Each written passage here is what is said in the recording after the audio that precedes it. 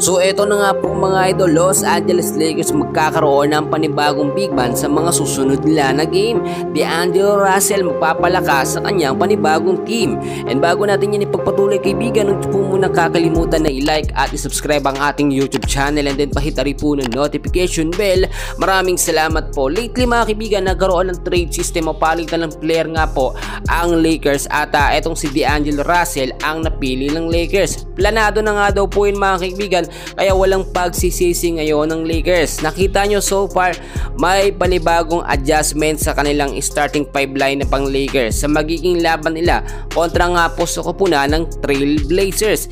Inaasahan natin ang starting 5 line na pang point guard si Austin Reeves, shooting guard Max Christie, Rui Hachimura, LeBron James at si Anthony Davis. So napansin natin, wala pa ring sentro o big man dito. Ang gagamitin o ginagamit ngayon ng Lakers sa sentro ay si Anthony Davis mga kaibigan. Para sa akin, so far okay naman itong starting 5 lineup at wala na rin po dito si D'Angelo Russell. Nakita natin medyo hindi ganoon magiging kompleto at mababawasan ang lakas ng Lakers mga kaibigan dahil si D'Angelo Russell ay talaga namang ang laki ng ambag sa Lakers at nakakagawa din po siya ng magagandang puntos.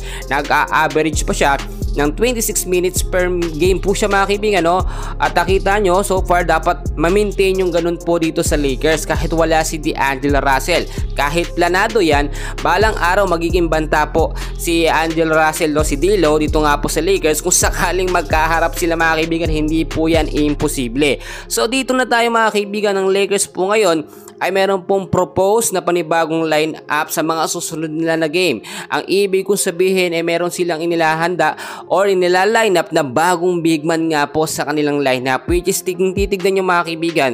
Sa ngayon ho kasi, nakadepende pa rin si JJ Redick sa kanyang paboritong small ball line-up, which is hindi siya naglalagay ng line-up.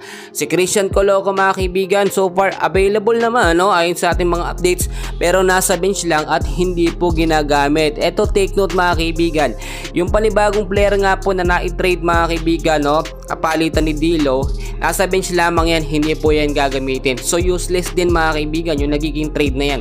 Kaya lang naman kasi nagkaroon ng trade system na tinatawag ay para makapag-adjust sa sistemang panibago, eto nga pong si JJ Redick. Pero so far hindi pa rin talaga nasusolusyonan ng Lakers ang kanilang number 1 na problema. Doon nakita natin ng mga last game ng Lakers, nananalo naman sila pero kulang pa rin po yun mga kaibigan.